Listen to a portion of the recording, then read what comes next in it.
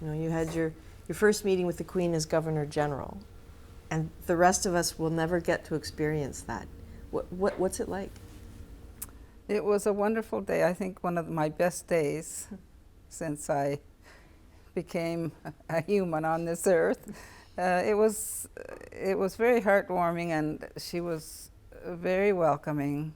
She was very sharp, and talked a lot about her own children and her grandchildren, and also about the situation we're facing in Ukraine. That was at the top of her mind yesterday, and is very worried about what's going to be happening to people in Ukraine.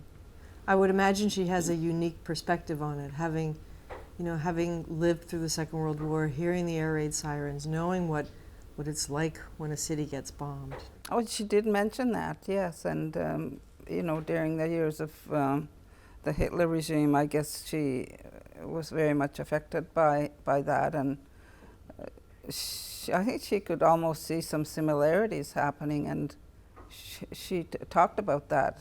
You've both recovered from COVID. I mean, you seem in fantastic health. Do you end up sharing your COVID experiences? A little bit, yes, and she's recovering, she said, quite nicely, and still has a way to go, but she's feeling good.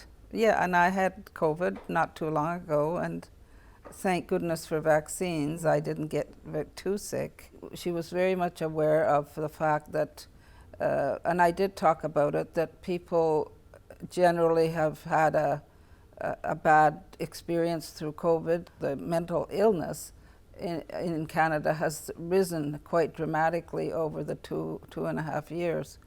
The services aren't adequate, particularly for Indigenous people, but also for other Canadians. And when we talked about the war that's happening in Ukraine, people that are displaced and have nowhere to go do experience many levels of mental health issues, especially children. When you see the children that are either with parents or even on their own, that these people will require a lot of support. What would you like to see Canada do? Well, Canada has done a lot, and I think in terms of the humanitarian side, I think we can do more. Perhaps take more people into our country so that they can make it their home, or when they want to go back, they can go back if that's possible. So that kind of thing requires a lot of work and commitment by Canadians to welcome people from Ukraine. Now, I'm not involved on the side where they have to, go through a process. But aside from that, I see a need. I see that we can do more. You hear people talk about it's difficult to come to Canada. I mean, you have to go through the websites, or you have to get to the embassies, and there's a lot of paperwork, and how do they get from A to B? Would you like to see a more robust effort, Canadians at the borders there ready to help process people? Well, I don't really know how the process works, but I think, you are right that the system is quite difficult. I think we need to look at how we bring in people from other countries and make it perhaps a little bit more simpler.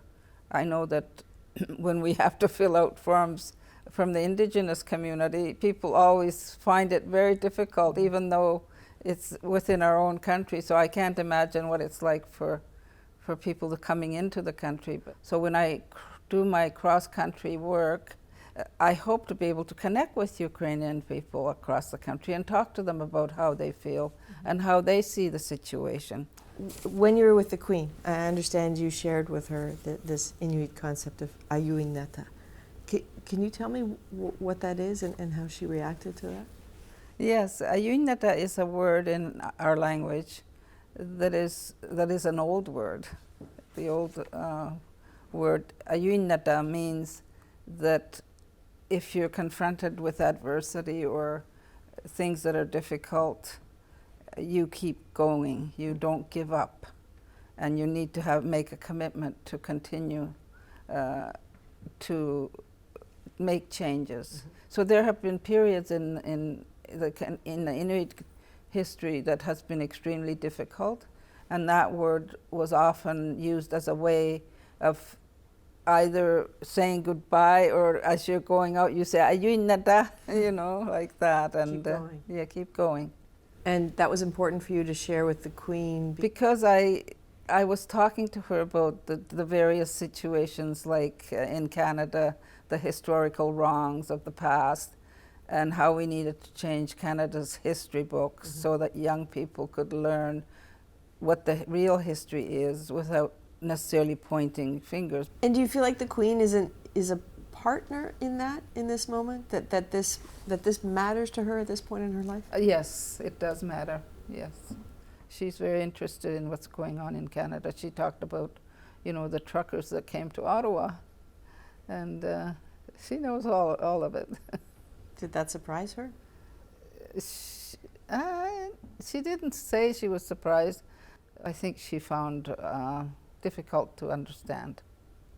And it's like the Ukraine crisis. She finds that difficult to understand.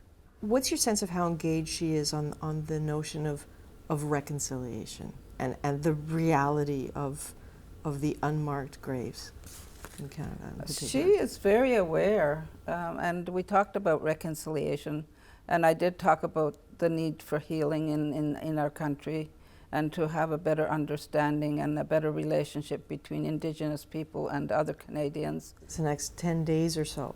The delegations are going to Rome, Métis, Inuit, and Indigenous, to, I think, begin in earnest this process of ensuring that the Pope listens, to ultimately come to Canada and apologize. How much meaning do you put on that moment? I put a lot of meaning into it. The expectations are very high, and a lot of Indigenous people feel that this is something that the Catholic Church must do. And anytime there is an interaction that takes place between the Pope's office and Indigenous leaders, I see it as a positive thing, because that connection has to be made, and there has to be a lot of work leading up to the time that the Pope will come to Canada. And it's not clear what he plans to do in Canada at this point. So those discussions are very critical right now.